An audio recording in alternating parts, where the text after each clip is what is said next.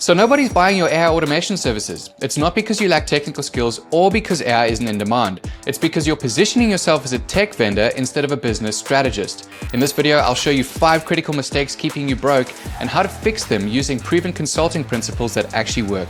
So let's get into this thing. So the first mistake that people make is that they are trying to solve the wrong problem. And the amateur approach is to sell outcomes, like never write LinkedIn posts again or automate your customer service. But the real issue is that you're actually solving symptoms, not diseases, when you take that approach. When a CEO says we need to automate customer service, they're not actually asking for automation. They're telling you the support team is drowning, their response times are killing retention, and they can't actually scale without tripling headcount.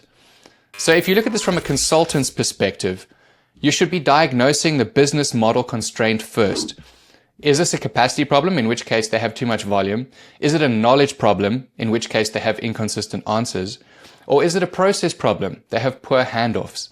Each requires a completely different solution and pricing that gets attached to that. So an example of this, say a client says they want a chatbot.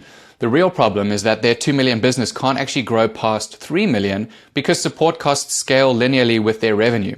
So the solution isn't automation, it's restructuring their entire customer success process so AI can handle tier 1 stuff, all the humans take care of tier 2, and the CEO doesn't have to be the escalation point for everything anymore. So you can see how that's a completely different approach to just shoving automation onto something. You first start with the constraints of the problem, the things that are really causing the back end trouble, and then you build from there. So the fix is to stop asking, what do you want to automate? And you need to start asking, where does your business model break at scale? Mistake number 2, you're competing on features instead of business outcomes. So the amateur approach, our AI saves you 20 hours a week and costs 5K. The real issue is that business owners don't just buy time savings, they buy growth capacity. So say again, you have this $2 million company that doesn't care about 20 hours saved. They care about breaking through their current revenue ceiling without doubling their team. And if you think about it right now, everyone on YouTube is pretty much just saying, oh, AI will save you time, blah, blah, blah, blah, blah. And they pivot all of that stuff into some form of value-based pricing. But realistically, there are so many other constraints that a business has that you can piggyback on so that you can actually find more points of value, in which case you can get more money out of the thing and actually automate a whole bunch of other things. And as we've mentioned, solve much larger business problems. So what you would actually do as a consultant is you would go in there and you would try and identify as many ROI levers as you can, all attached to their primary constraints. So the first one is time saved. Of course, that's important. Time is super important because it relates to operational efficiency. But then there's also error reduction, which is related to quality and compliance. And if you look at that from the perspective of much larger businesses, compliance can cost them millions. So you can see how valuable that becomes for you as a consultant, because the more expensive the problem, the higher price you can charge. So then the next one is throughput increase. Now that's literally just related to capacity without headcount. So how much more can they get out of this thing without adding more people to whatever it is that they're doing? Then you have conversion lift, which is pretty much just related to revenue optimization. And then finally, risk avoidance, which is something everybody understands. You're protecting their existing revenue. So the idea behind this is that you want to try and get as many of those ROI levers attached to whatever you're trying to fix for this business. Because again, the more of those you have attached, the more you can actually get out of them when you price to solve this problem. So an example of this, say you have a manufacturing client and they think that they need AI scheduling, but the real constraint is that they're leaving $500K annually on the table because manual scheduling can't optimize for rush orders, material costs, and machine downtime simultaneously. So we're not selling scheduling software, we're selling $500K in recovered revenue. And we get to that point by finding as many constraints within the business and attaching them to those 5 ROI levers. So the fix is to lead with the business impact, not the technical capability. So it becomes a really simple conversation with them. What we do removes the constraint, preventing your next growth phase. It hits completely differently to this saves time. I hope you're starting to see the value in this at this point, because there's so much money being left on the table if all you're doing is focusing on time. And then we get on to mistake number 3. You're pricing yourself like a freelancer, not like a consultant. So the freelance approach is to charge based on build time or hourly rates, trying to justify pricing with 10x ROI calculations. But the real issue is that ROI math is amateur hour. Real execs don't buy spreadsheet projections. Of course, they help to some degree, but they're buying certainty that their biggest business problem gets solved. So what a consultant would actually do is you would price based on the cost of not solving the problem.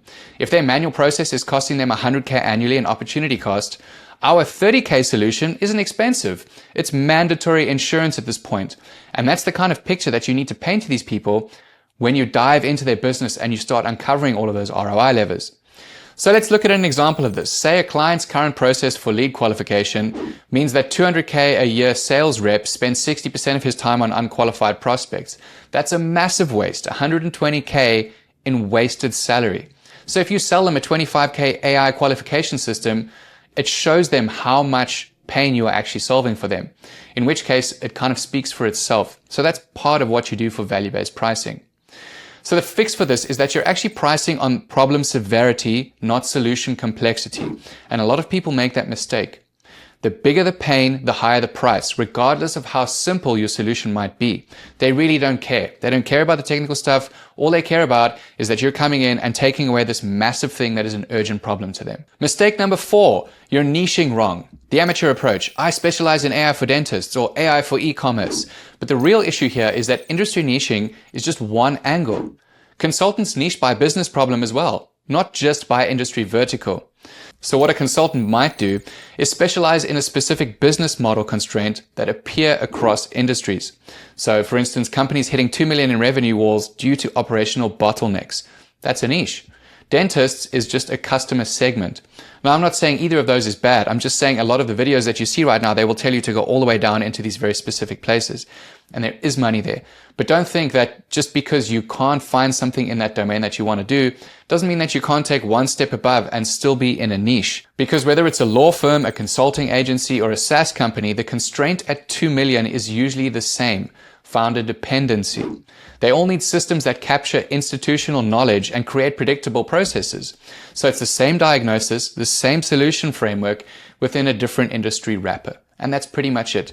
If I look at this from my experience over the last 12 years, I particularly just did cybersecurity consulting as a security architect, and then I might niche down into a specific tool, but it was always across multiple industries: government, healthcare, fintech, massive global banks, stuff like that. And then my other consultancy specialized in cloud and DevOps.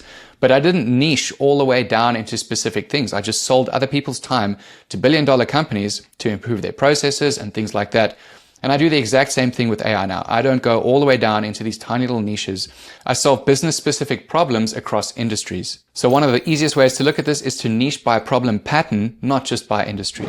This gives you repeatable diagnostic frameworks while expanding your addressable market. Super simple. Then mistake number 5, you're positioning yourself as a vendor, not as an advisor. So the vendor approach is, I build AI solutions, or I'm an AI implementation specialist. But the real issue is that vendors compete on price and features. Advisors set the agenda and command premium pricing. And that's what we want to get to, guys.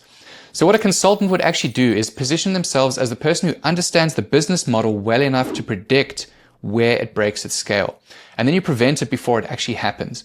And that's a super important distinction, because when you can understand the business strategy behind why people need the thing, or where exactly it fits, or if they need it at all, you're far more valuable than someone who's just trying to push in a solution to a business that might not even need it.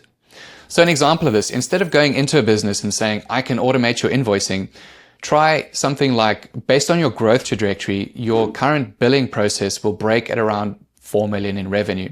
Here's what we need to implement now to prevent that bottleneck from killing your growth momentum. So the fix here is that you're leading with business insight, not with technical capability. Show them the problems that they don't even know exist yet. And that shows them that you don't just understand the tech, but also the business strategy, and that's what people will pay you for. And then you just implement on top of that. So there's a whole bunch of different sales methodologies that you can actually use that make you a ton of more money from the start to the end of this journey that you go on with one single client. It's just upsell opportunities all the way. Fantastic, you're still here. Now we're at part 2, which is the part of how we get people to buy our stuff. So strategy number 1, you're selling strategic thinking, not technology. So the reality, by the time they call you, they're already sold on using AI. They've seen something that you do and they're like, okay, cool, we need AI, because they already have this AI guilt behind everybody else expanding their business and competitors beating them. So when we get there, by the time they call you, they're already sold on having AI. So they're not paying for workflows, they're paying for someone who understands their business well enough to design the right solution. So you need to position yourself as the business strategist who happens to use AI as one tool. You're diagnosing business diseases and prescribing comprehensive treatments. It's pretty straightforward. And you can do that in practice by doing an audit. So I don't build AI solutions, I redesign how successful companies operate. And AI happens to be one of the tools as part of that process. Most businesses fail with AI because they automate broken processes instead of fixing them first. And that was something that MIT proved, right? They showed that because companies were focused on the wrong things, 95% of their actual pilots were failing and they were losing tons of money, up to like $2 million. So you got to look at it from the perspective of if they have these broken processes and you go in there and slap AI onto it, one, it's probably not going to work, but two, if it does, it's just going to automate that broken process twice as fast, in which case it makes their pain more abundant and it makes you look terrible. So you need to focus on figuring out what their exact pains and their constraints and all the things that we mentioned about before, and then start chucking AI in. And then we get on to strategy number 2, make the cost of inaction crystal clear. So like we mentioned earlier, the reality is that people don't buy solutions, they buy escape from their problems. People are far more likely to move away from pain than to move towards pleasure. So your job is making the pain so clear that doing nothing becomes more expensive than hiring you. And the consultant approach for this is to quantify what their current approach is actually costing them in missed opportunities, not just operational efficiency. And again, you want to try and attach this to as many pain points as you can find because that just increases your value. So in practice, your current lead qualification process means you're essentially paying a $150K sales director to do a $25K admin work. So that exposes that massive pain to them. And that's $125K in misallocated talent annually. So this system recovers that talent cost starting in month 1. So someone who has this urgent problem, and if you can expose this urgent problem to them early enough, that means that the sale pretty much speaks for themselves as long as you craft a compelling offer. So hopefully by now you've seen that doing something as simple as changing your positioning can make you look far more valuable in the eyes of a client. And it's super important that you take this wherever you go, because this is something I've used for the last 12 years throughout my entire consulting career. Because every time I would go into an organization, they would think either their problem is one thing or they might hear a buzzword that they need this special thing to get the job done. When in reality, when you dive down and you dig into how their business actually works, how their teams operate and things like that, you find it's an entirely different problem altogether. And then you find all those magical ROI levers that you can just piggyback off and actually attach more business value to what you're trying to sell these people. So just keep this little thing in mind when you're going through selling to a client. Real consultants diagnose business problems first. They don't just look for the symptoms. We price everything we do on problem severity and urgency and actually exposing pain to these people so that when they come to us, to say no would actually be a worse decision than to choose any other option. You don't have to niche all the way down into the lowest levels. You can go by business constraint. It's going to work just as well. And one of the main things that you need to remember is that you need to stop selling AI implementations and start selling business transformation that just happen to use AI. The market is desperate for people who actually understand business strategy. So if you look at how AI is evolving, eventually AI is going to solve its own problems, right? To some degree, tools are going to be built by AI. All of that stuff is going to be done for you. So if you position yourself as the person who really understands specific business problems and the strategy of how to use AI to get these people where they want to go as fast as possible, that's someone who's far more valuable than just someone who's peddling tools or someone who's just a freelancer. So focus on your brand image. Focus on making yourself look like the best product on the market, and you can easily charge 10 times whatever you're currently charging. So I hope this video was useful. Leave some comments down below and I'll get back to you as soon as possible. Otherwise, check out the videos on the screen right now. It tells you everything about my journey over the last 12 years. Or you can check out my community where I help people like you every single day build amazing AI consulting careers. I'll see you in the next one.